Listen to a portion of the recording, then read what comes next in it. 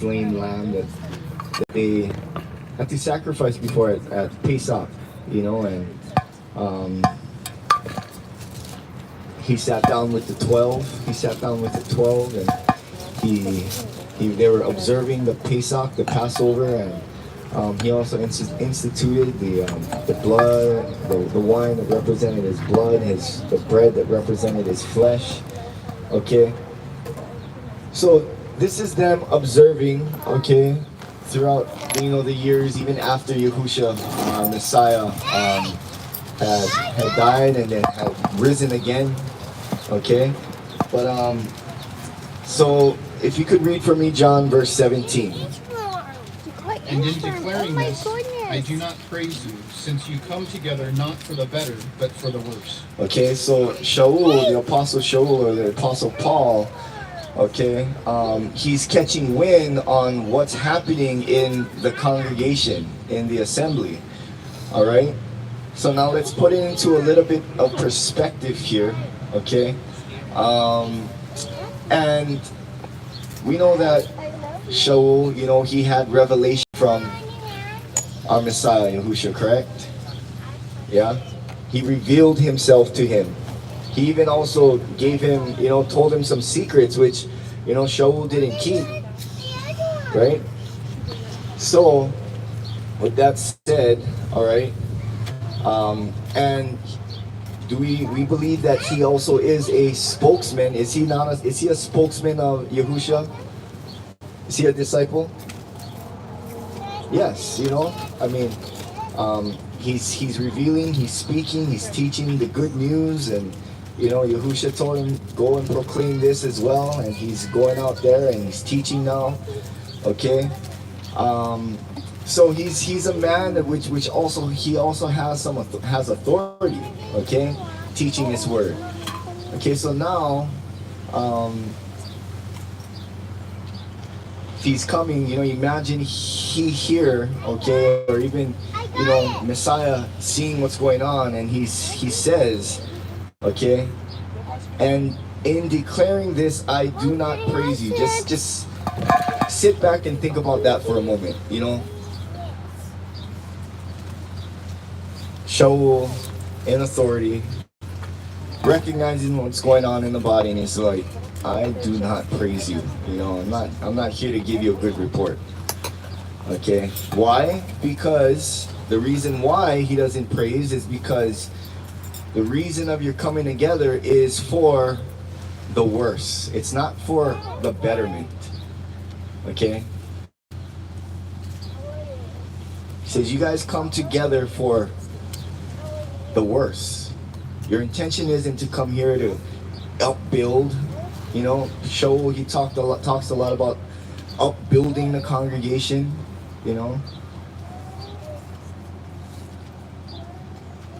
So something to think about, okay? People coming together just to judge people on, what they're wearing, what they're not wearing, how they're observing, Shabbat, or they're doing, just nitpicking at every little thing right now. And he's observing these things. He's like, what is your true intention with coming to gather together with the brethren?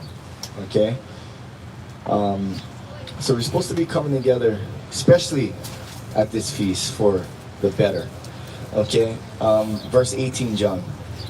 For in the first place, I hear that when you come together as an assembly, there are divisions among you, and to some extent I believe it. Okay, so he's making statements about divisions in the body. Okay, he's also recognizing that there's division in this body. Okay, and he believes it. He's hearing it. Somebody's telling him, and he's hearing it, and he's like, I believe it. Okay, I believe, and he's also teaching against the division. There shouldn't be division among you. Okay, so verse 19 and 20. For there have to be factions even among you, so that the approved ones might be revealed among you. So when you come together in the place, it is not to eat the Master's Supper. Okay, so now we are seeing that there is a Master's Supper. Okay, there is a Master's Supper. I mean, lately I've been, just kind of just scrolling around, looking at how other, like people are observing. Some people are observing with the lamb, without the lamb. Some people, I mean, all different kinds of ways people are observing the Pesach. Some people just observe with just the bitter herbs and the unleavened bread without the lamb. And then, I mean, we see here there is a Master's Supper, and we look at what the Master's Supper was, and he was observing Pesach that evening with his 12. You can't observe Pesach without the lamb. It's part of it. It's part of the feast. Okay, it's a part of this Moedim. Okay, so they're having supper.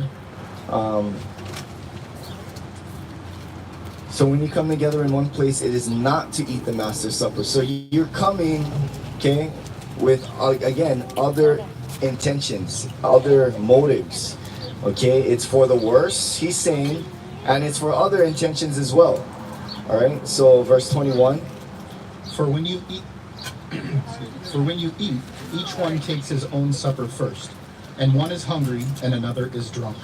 Okay, so when they are even gathering for the Master's Supper or the Pesach, okay, some people's intentions are to just, there's going to be some good food over there. I'm just going to come and I'm going to just grind, mop all the food I want. As soon as I show up, I'm going to hit that line. I'm just going to, that's my intention for coming to the Master's Supper. I mean, so it's evident that there are people who are doing that, who were doing that, okay? And then on the other side, there's some people who's like, we're gonna have plenty of wine at the Master's Supper. You know what? I can go over there. I can drink all the wine I can. It's a feast. It's a celebration. I'm gonna get drunk. And is that the reasons why we should be getting together and gathering is for these physical things to feed your flesh? So these are some things that they were dealing with in the early assemblies. Okay? People just showing up to eat and get drunk at the Master's Supper. Okay? And we're being reminded to not be this way. This is not the reason for this observance. Okay? Verse 22. Have you not houses to eat and drink in? Or do you despise the assembly of Elohim and shame those who have not? What shall I say to you? Shall I praise you in this? I do not praise. Okay. So, I mean, don't get me wrong. I mean, there is eating and drinking. Okay? But remember why you're doing it. Remember why you're showing up. Remember why you're observing, okay? And then, it's like Shaul is saying, have you not your own houses to eat at? Like, eat at home. You can drink at home, you can eat at home. Don't let this be what you already do at home. It's different, it's not the same, okay? Or, okay, do you despise the assembly of Elohim and shame those who have not? Shame those who have not houses to eat in, to drink in. What shall I say to you? Shall I praise you in this way? I do not. So this type of characteristics, this type of action on their behalf, on why they observe is not displeasing, or it's not pleasing, and it's not something to be praised. Okay? And this is Shaul telling this congregation of Corinth, what's up? Okay? Giving correction. Verse 23. For I received from the Master that which I also delivered to you, that the Master Yahusha in the night in which he was delivered up took bread. Okay, so the Master Yahusha, he's received this from the Master. Okay, the Master Yahusha is giving him this revelation. Okay, has given him this revelation because In the beginning, Shaul wasn't part of the 12 apostles. Okay, he wasn't. He didn't have belief in the Messiah. Okay, so these things needed to be revealed to him, and the Master revealed it to him. Which I delivered to you, that the Master Yahushua, in the night in which he was delivered up, took bread. Okay. 24, John.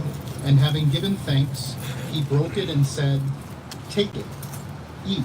This is my body, which is broken for you. Do this in remembrance of me." So how does Yahushua ask us to remember him? By the breaking of bread and partaking of the unleavened bread. Okay? And then continue. In the same way, also the cup after supper, saying, "This cup is the renewed covenant in my blood. As often as you drink it, do this in remembrance of me. For as often as you eat this bread and drink this cup, you proclaim the death of the Master until he comes. So that whoever should eat this bread or drink this cup of the Master unworthily shall be guilty of the body and blood of the Master. But let a man examine himself, and so let him eat that bread and drink of that cup." Hang tight. Okay. Let's check this out, right? Let's read that again. Verse 28. But let a man examine his brother. What is it? What does it say? Let a man examine Himself. his sister. Let a man examine himself. Okay, it's not my job, okay, to be going out there and examining everybody before they partake. Okay, because why? He says, so that whoever should eat this bread or drink this cup of the Master, this is verse 27, unworthily. So there will be people who partake and they drink and they eat unworthily. Okay? And that person shall be guilty of the body and the blood of the Master. That person. At that point, it's between you and the Most High. Okay? But let a man examine himself. Not examine everybody else. Okay? Take the plank out of your eye. Correct? Before you help your brother take the splinter out of their eye. Examine himself. And so let him eat of that bread and drink of that cup. So after examining yourself, okay, so the picture is that they had supper, well, they broke bread at supper, and then after supper, then they examined and they had the cup. So let's turn to John chapter 6 verse 47.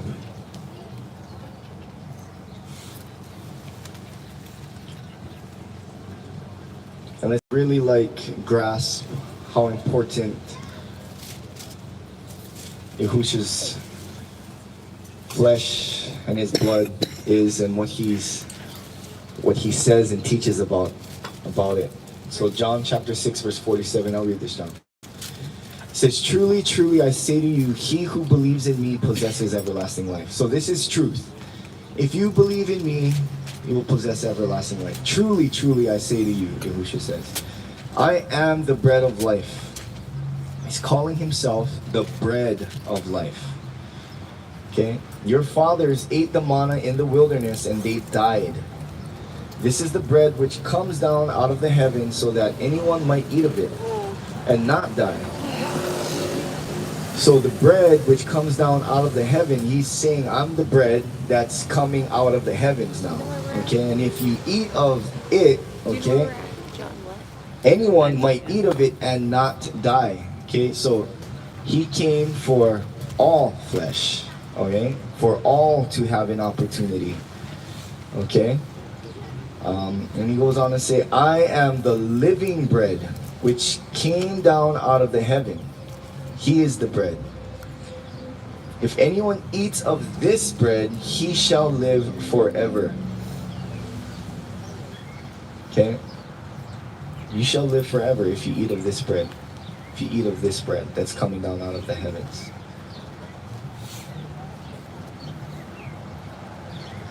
How many of us want to experience everlasting life? You know? I am the living bread which came down out of the heaven. If anyone eats of this bread, he shall live forever. And indeed, the bread that I shall give is my flesh, which I shall give for the life of the world. Then the Yehudim, therefore, or the Jews, were striving with one another, saying, how is this one able to give us his flesh to eat? How is it possible? Okay.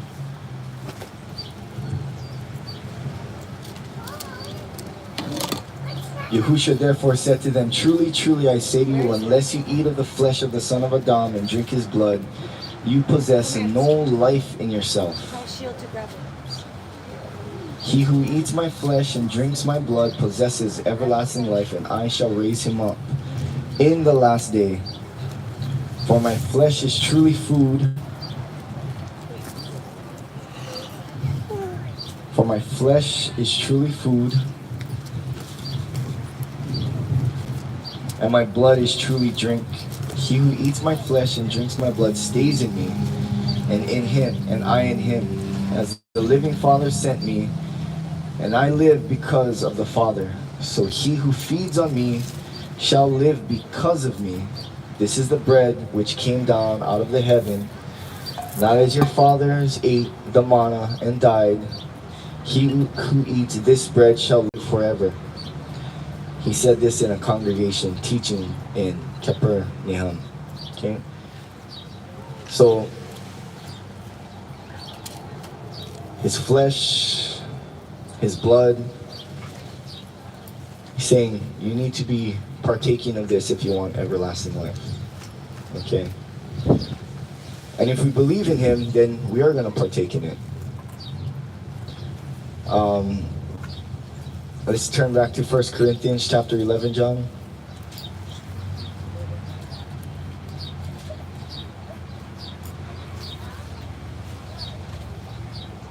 Verse 29. And you can read 29 to 34. For the one who is eating and drinking unworthily eats and drinks judgment to himself, not discerning the body of the master. Because of this, many are weak and sick among you, and many sleep. For if we were to examine ourselves, we would not be judged.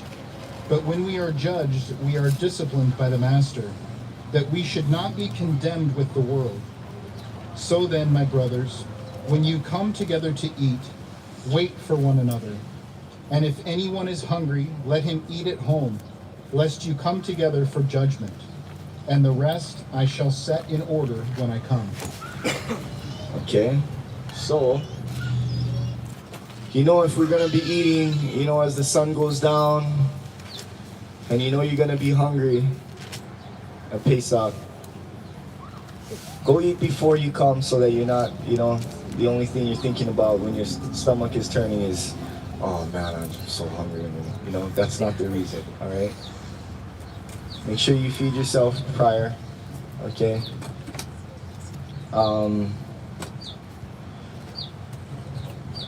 So now, just to look at and read what the series of events that happened at Pesach, okay? Luke chapter 22, verse 7, if you could turn there.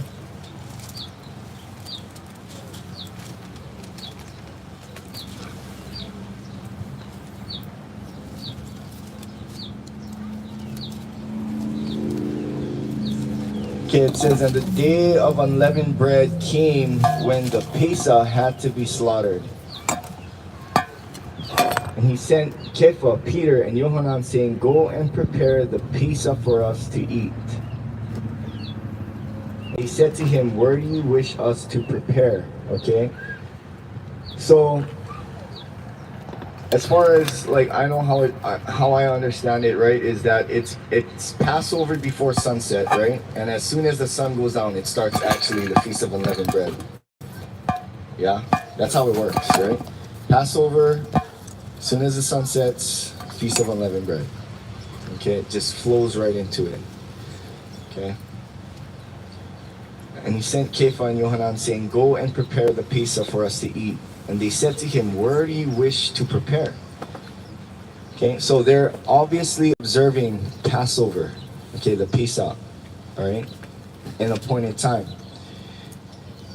"Where do you wish for us to prepare?" And he said to them, "See, as you enter into the city, a man shall meet you, carrying a jar of water. Follow him into the house he enters. And you shall say to the master of the house, the teacher says to you, where is the guest room where I might eat the Pesach with my taught ones?" Okay, so people want to ask, why do you observe Pesach? It's because Yahusha observed Pesach, the Passover. He said, "Follow me," right? He set the example. He followed all the laws, the rules, the commands, the righteousness of the Torah. Okay. "And he shall show you a large furnished upper room. Prepare it there." And going, they found it as he had said to them, and they prepared the Pesach. And when the hour had come, he sat down, and the 12 emissaries with him, and he said to them, "With desire I have desired to eat the Pesach with you before my suffering." So he's revealing to them that I'm going to suffer soon. I desired to eat this Pesach with you, okay? And this is also when Shaul talked about the Master's Supper. This is the Master's Supper, okay? "For I say to you, I shall certainly not eat of it again until it is filled in the reign of Elohim." And taking the cup, giving thanks, he said, "Take this and divide it among you, amongst yourselves. For I say to you, I shall certainly not drink of the fruit of the vine until the reign of Elohim comes." And taking bread, giving thanks, he broke it and gave it to them, saying, "This is my body which is given for you. Do this in remembrance of me."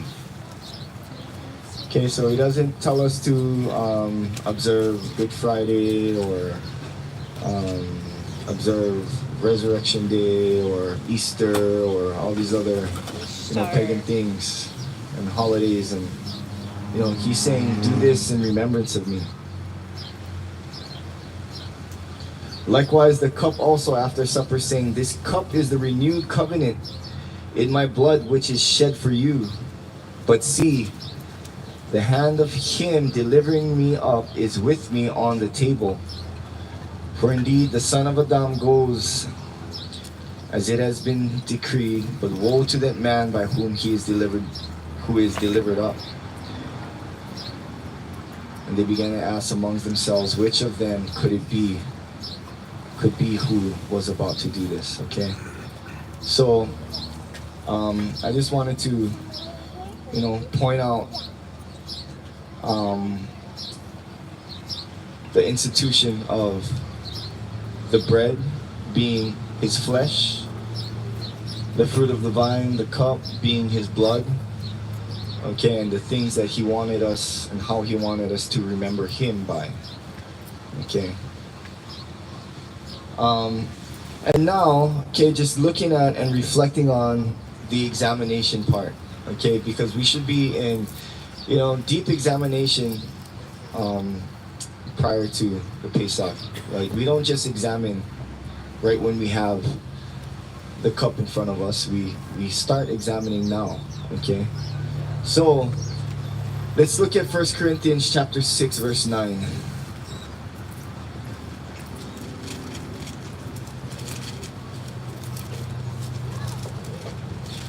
And this is just like, a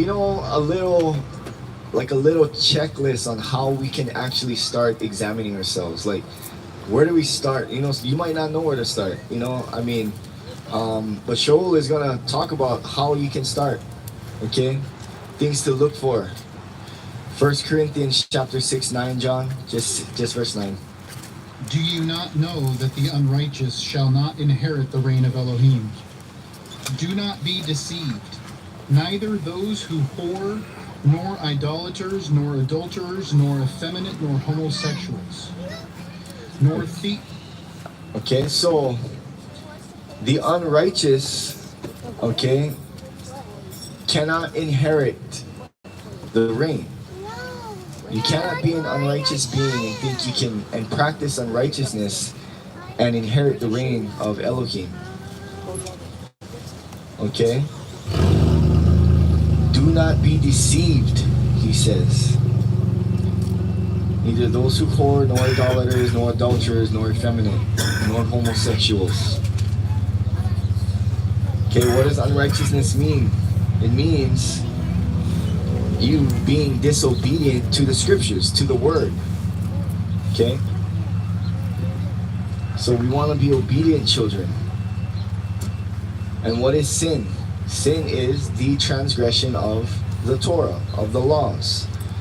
Okay, that's how we know we're sinning, is when we read the Torah, like, oh shucks, I never knew I was, but we gotta have the want to learn. Okay? Verse 10 and 11, John, 10 and 11. Nor thieves, nor greedy of gain, nor drunkards, nor revilers, nor swindlers shall inherit the reign of Elohim. And such were some of you, but you were washed, but you were set apart, but you were declared right in the name of the Master Yahusha, and by the Spirit of our Elohim. Okay, so things to look at when we look at ourselves, am I whoring after anything? Do I have any idols in my life? Okay. Do we have little characteristics of being in actions of entertaining adultery, being effeminate, homosexuality?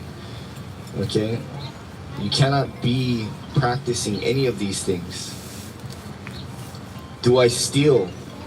Okay, how am I? Stealing isn't just stealing possessions. Yeah, you can be stealing people's time. I mean, there's lots of forms of being a thief. Okay, not just a thief of people's what you have. All right, nor greedy of gain. Am I somebody who, it's not that you cannot gain. Yah wants us to gain and prosper. Okay, but the issue is when there's greed involved, when you just want more and more and more and more. Okay, and then that becomes your idol, and then now you just become greedy. Okay, cannot be people who are greedy. Okay, nor drunkards. Cannot be a drunkard. Nor revilers.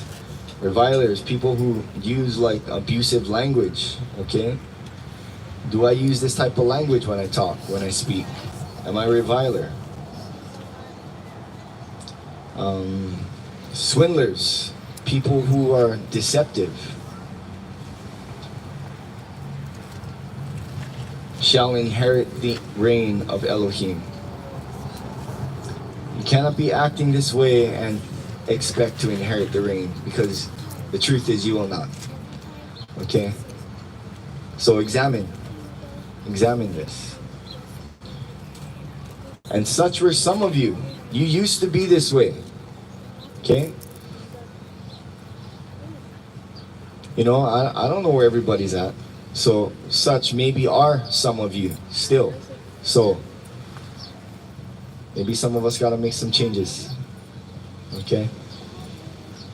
And such were some of you. But you were washed. But you were set apart. But you were declared right in the name of the Master Yahusha by the set apart Spirit of our Elohim.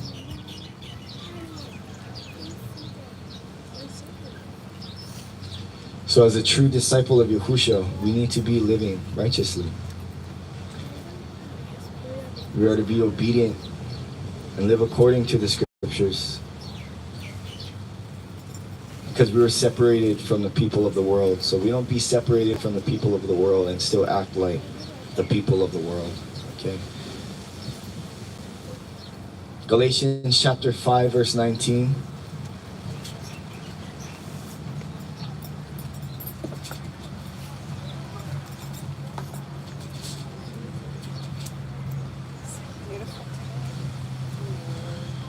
John, if you can read 19 through 21. And the works of the flesh are well known, which are these: adultery, whoring, uncleanness, indecency, idolatry, drug sorcery, hatred, quarrels, jealousies, fits of rage, selfish ambitions, dissensions, factions, envy, murders, drunkenness, wild parties, and the like, of which I forewarn you, even as I also said before, that those who practice such as these shall not inherit the reign of Elohim. Okay, so again, now Shaul, we're looking at him speaking to the assembly in Corinth. Okay, the Corinthians. Now he's talking to the, the congregation in Galatia, in Galatians.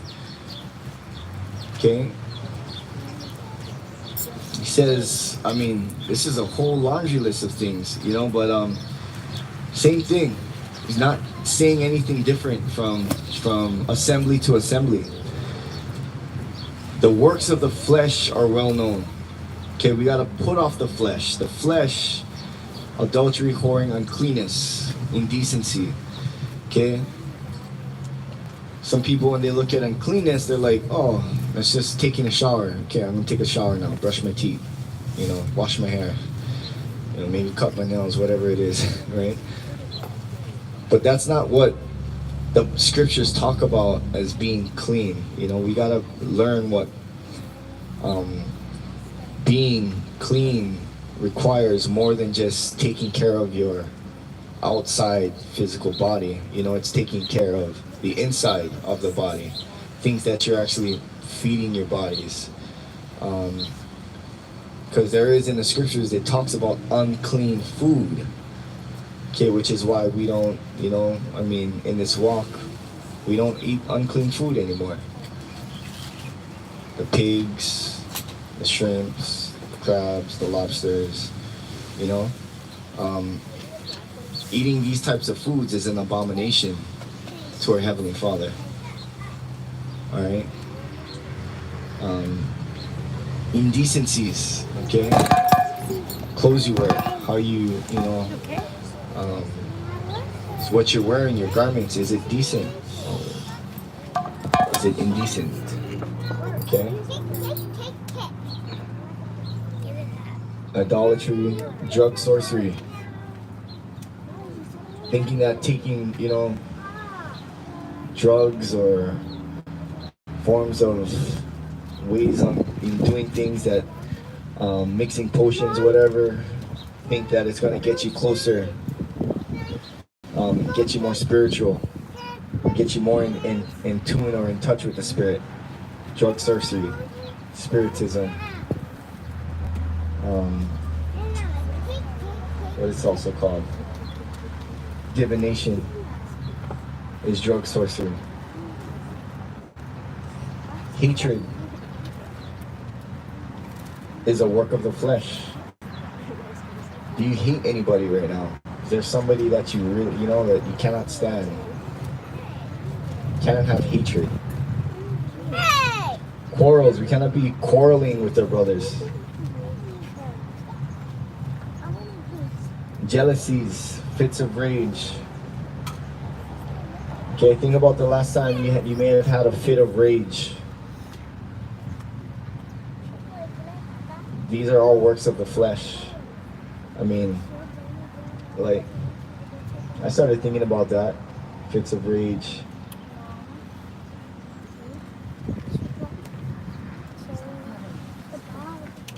Like there's some things that yes makes I get angry and I'm like wanna. I mean, before I would lash out and rage, but when I feel that part in me, I like bottle it up and I keep it in because I don't want to have fits of rage. So I just keep it, and because my flesh wants to rage, like inside really like, but we need to stop being a people who act in this way, fits of rage. Keep it in. All right? That's self-control. Yeah? Control it. Okay? Control it. Selfish ambitions. Okay? When we examine ourselves, do we do things with selfish ambitions? Am I doing this? What purpose am I wanting to accomplish my tasks and my goals? It's all to serve you, being selfish, okay? Selfish ambitions. Shaul is teaching against having selfish ambitions. Selfish ambitions are from the flesh, okay? Put off the flesh. We are to put off the flesh, seeking the things of the flesh. Dissensions, wanting to create division, factions, is also of the flesh. Put off those things as we examine ourselves, okay?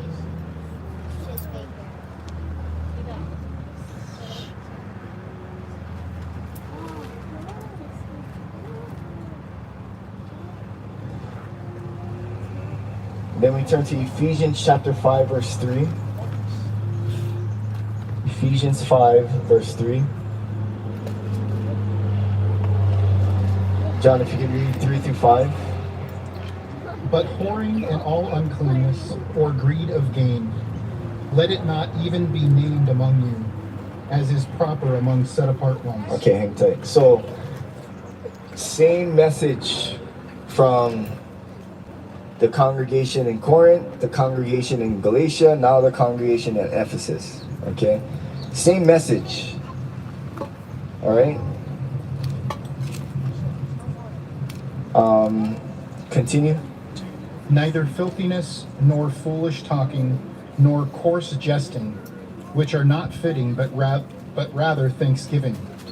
For this you know, that no one who whores, nor unclean one, nor one greedy of gain, who is an idolater, has any inheritance in the reign of Messiah and Elohim.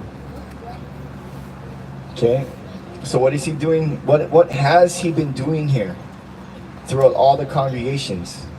He's been calling out everybody's sin.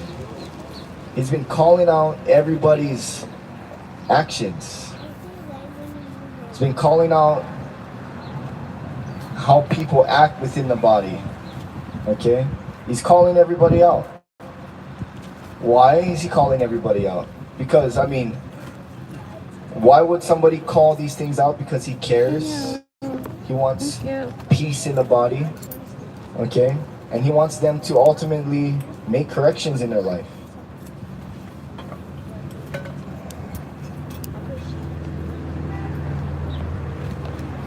Okay, verse 6. Let no one deceive you with empty words, for because of these the wrath of Elohim comes upon the sons of disobedience. Okay. So now we see that there are sons of disobedience. There are sons of obedience and there are sons of disobedience. Okay? What kind of son and daughter do you want to be? Ought we to be? Right? I mean, we know we want to be sons, and we are do our utmost best to practice obedience and be sons and daughters of obedience. Okay. Verse 7. Therefore, do not become partakers with them. Keep going. For you were once darkness, but now you are light in the Master. Walk as children of light. For the fruit of the Spirit is in all goodness and righteousness and truth, proving what is well pleasing to the Master. And have no fellowship with the fruitless works of darkness, but rather convict them. For it is a shame even to speak of what is done by them in secret. But all matters being convicted are manifested by the light, for whatever is manifested is light. That is why he says, "Wake up, you who sleep, and arise from the dead, and Messiah shall shine on you. See then that you walk exactly, not as unwise, but as wise, redeeming the time, because the days are wicked. So then, do not be foolish, but understand what the desire of Yahuwah is, and do not be drunk with wine, in which is loose behavior, but be filled with the Spirit, speaking to each other in psalms and songs of praise and spiritual songs, singing and striking the strings in your heart to the Master, giving thanks always for all to Elohim the Father, in the name of our Master, Yahushua Messiah, subjecting yourselves to each other in the fear of Elohim." Thank you. Okay, so knowing that, we can reflect on these things. I mean, we went over a lot. Okay, so now let's raise our hands. How many of us? It says, "And such were some of you. You used to be this way." Okay, you used to walk in darkness. All right, but now we walk in a different way. We're learning how to walk in light. We're learning to be light. We are the lights. So I hope that this, encourages us to ultimately seek peace with our brothers, to not be the one that is, constantly judging our brothers. It says, he's telling us to examine ourselves before we partake. Okay, we're not here to examine everybody. It says examine himself. Let a man examine himself, right? So let's look at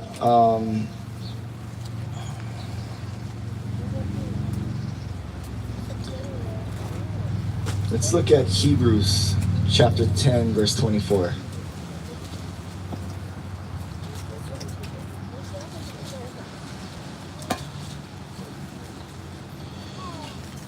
Shaul was giving some instruction on, giving thanks always for all to Elohim the Father in the name of the Master Yahushua Messiah, subjecting yourself to each other in the fear of Elohim. Subjecting ourselves to each other is what he was saying to the Ephesians. So Hebrews chapter 10 verse 24, John. "And let us be concerned for one another, in order to stir up love and good works, not forsaking the assembling of ourselves together, as in the habit of some, but encouraging, and so much more as you see the day coming near. For if we sin purposely, after we have received the knowledge of the truth, there no longer remains a slaughter offering for sins." Okay, so again, Shaul saying, he said earlier, you get together for the worse and not the better. Okay? We are to be coming together again to stir up love and good works. We need to be concerned, for one another, subjecting ourselves to one another. We don't forsake the assembly of ourselves together as the habit of some. Again, encourage. So much more as we see the day coming near. So now what happens if we sin purposely? Okay, if we sin purposely after having received the knowledge of the truth, there no longer remains a slaughter offering for sins. So willfully sinning. Okay? So we're talking about people who received the truth, who understood this truth, and turned back and lived life in sin, knowing that they are sinning. These people, it says, there no longer remains a slaughter offering for sins. So again, so important as we examine ourselves that we do not, okay, partake unworthily.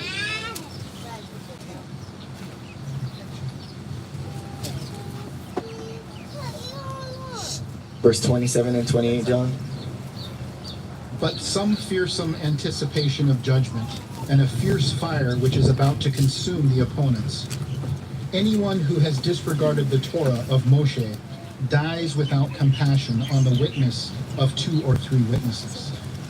Okay, so again, back to when we opened up in 1 Corinthians, right?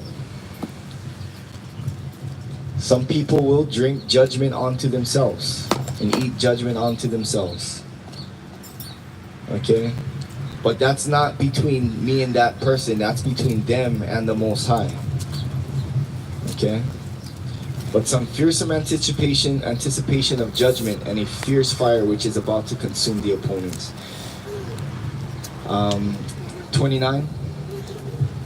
How much worse punishment do you think shall be he deserve who has trampled the Son of Elohim underfoot, counted the blood of the covenant by which he was set apart as common, and insulted the spirit of favor?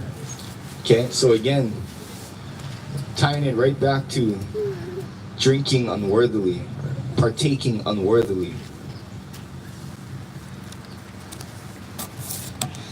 Verse 30. For we know him who has said, vengeance is mine, I shall repay, says Yahuwah. And again, Yahuwah shall judge his people. Okay, so who judges the people? Yahuwah. He judges the people. Does he say, I shall judge the people? Okay. He says, vengeance is mine. He's going to handle those who are doing things improperly or are partaking unworthily. Okay? He's going to handle that.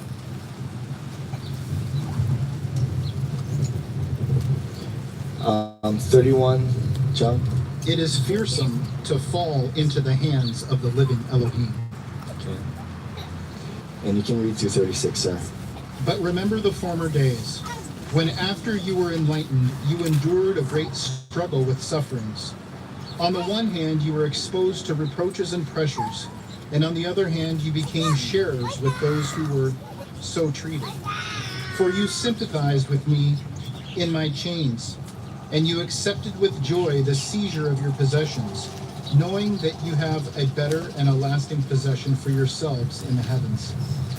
Do not then lose your boldness, which has great reward, for you have need of endurance, so that when you have done the desire of Elohim, you receive the promise. Thank you. Okay. So remember, we read earlier that Yahusha, he had a strong desire to have Pesach with his apostles. He said, I desire to have this meal with you. Okay? And who gave him these desires? Where did he get these desires? You know, Yahuwah put these desires in him. And it's his desire, okay, for us to continue to keep these things. Okay? It's a desire for Yah for us to keep his appointed times, his feast days. That is a desire of our Elohim. Okay? For you have need of endurance, so that when you have done the desire of Elohim, you receive the promise. Okay? His desire is for us to partake of his flesh and his blood, because the promise is, if you do that, you will receive everlasting life. It's the promise. It's a promise. So now let's look at 2 Peter. Let's turn to 2 Peter. 1 Peter chapter 2 verse 1. Sorry. 1 Peter chapter 2 verse 1.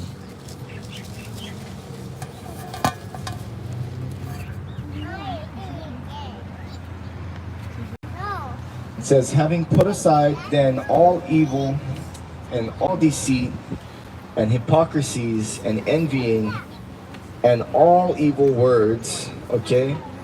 So these things, as we examine ourselves, all right, we should have come to a place where we've put these things off. We put these things aside. These things that we used to do is things that we no longer do. Okay? As newborn babes, desire the unadulterated milk of the word in order that you grow by it. Desire the trueness of the word, okay? The unblemished word, the unfiltered word, okay? In order that you grow by it, that we grow by the word. If indeed you have tasted that the master is good, okay? If you have tasted that the master is good, if you've received his flesh and his blood and you've received his life, you know, everlasting life, you know that it's good that he's going to give us everlasting life to dwell with him in the kingdom, okay? So if you have indeed tasted that the master is good, drawing near to him a living stone, rejected indeed by men. Okay, he was the living stone, rejected by men, but chosen by Elohim and precious. You also as living stones are being built up. Us, we, okay, you and I are living stones being built up, a spiritual house, a set apart priesthood to offer up spiritual slaughter offerings. Okay, spiritual isn't physical. Spiritual is spiritual. It's spiritual slaughter offerings that we give. Acceptable to Elohim through Yahusha Messiah. Because it is contained in the scriptures, see, I lay in Sion a chief cornerstone, chosen, precious, and he who believes on him shall by no means be put to shame. This preciousness then is for you who believe. But to those who are disobedient, the stone which the builders rejected has become the chief cornerstone, and a stone of stumbling and a rock that makes for falling, who stumble because they are disobedient to the word, to which they also were appointed. They were appointed, okay, to do the word, to teach the word, to be examples of the word. But they stumbled because of their disobedience to the word. And then he says, but you, his children, those who believe and obey, those who receive, you are a chosen race, a royal priesthood, a set apart nation, a people for a possession, that you should proclaim the praises of him who called you out of darkness into his marvelous light. Remember, we read, Shaul saying, you once were darkness. You've now come out of darkness and into his marvelous light. Who once were not a people, but now the people of Elohim, who had not obtained compassion, but now obtained compassion. Beloved ones, I appeal you as a sojourner and pilgrims to abstain from fleshly lust. We're talking a lot about examining, putting off the flesh. We read a lot of the fleshly examples, okay? Putting off the fleshly, abstain from fleshly lusts, which battle against the being. Having your behavior among the nations good, so that when they speak against you as evildoers, let them, by observing your good works, esteem Elohim in a day of visitation. Okay, now I'm just going to take us through a few more scriptures here, okay? Matthew chapter 16, verse 27. I'm going to read that really quick. It says, for the Son of Adam is going to come in the esteem of his Father with his messengers, and then he shall reward each according to his works. Okay, we're going to be rewarded by the works that we've done. Okay, by belief, yes, through belief in Yahusha, but he's going to look at how we believed, how we observed. He's going to look at your works, because that's what's going to show what you believed. Okay, so if we're keeping the Pesach, keeping the feast days, doing our best to abide by, all his rules and commands, okay, he's going to look at that. He's going to look at our belief. He's going to look at also your heart, at where it was at. Okay, John chapter 5 verse 28. Okay, we just read, Yahusha said he's coming in the esteem. John chapter 5:28, it says, do not marvel at this, because the hour is coming in which all those in the tombs shall hear his voice, and shall come forth those who have done good to the resurrection of life, and those who have practiced evil matters to a resurrection of judgment. Okay, so this is still in context of what you do. Okay, all action. Because again, what you do proves what you believe. Okay?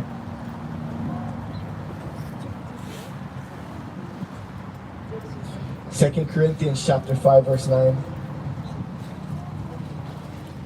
says, so we also make it our aim to be well pleasing to him, whether being at home or being away from home. So no matter where you're at, okay,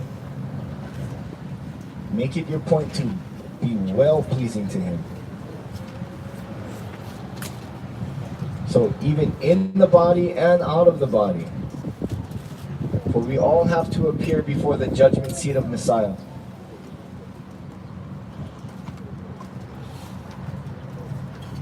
In order for each one to receive according to what he has done in the body. What he has done in the body now. Okay, we're not looking out of the body. We're looking at what you have done in the body, for the body. For we all have to appear before the judgment seat of Messiah in order to each one to receive according to what he has done in the body, whether good or evil. Okay? So in the body, okay, I'm just gonna, bring this back to what we opened up in 1 Corinthians, right, 6, is that we should be coming together in the body for the better, not for the worse, okay? So Titus chapter 2 verse 11. Titus chapter 2 verse 11.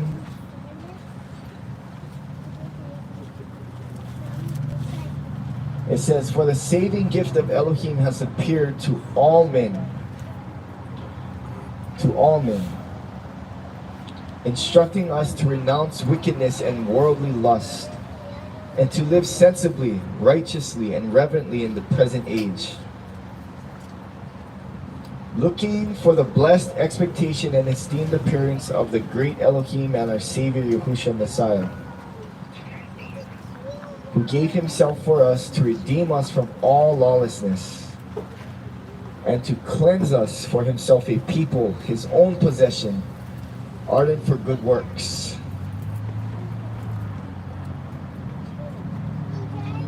And then one more scripture, Revelation chapter 22 verse 12.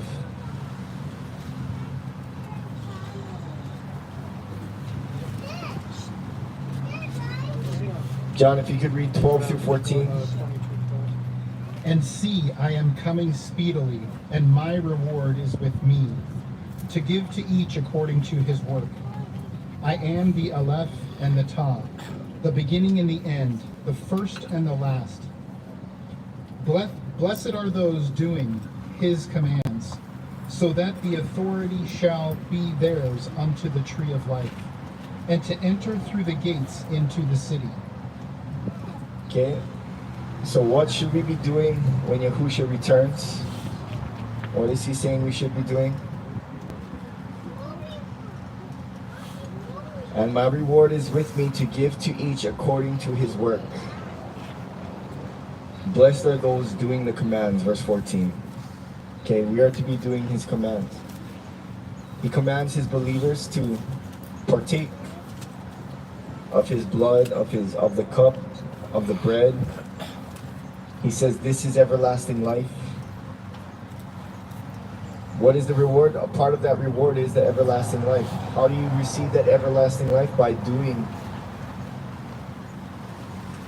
observing, partaking. But we also remember, we gotta remember, we need to examine ourselves. Deeply examine yourselves. Because let it not be that you're partaking unworthily and then judgment comes upon you. Amen? Hallelujah. But blessed are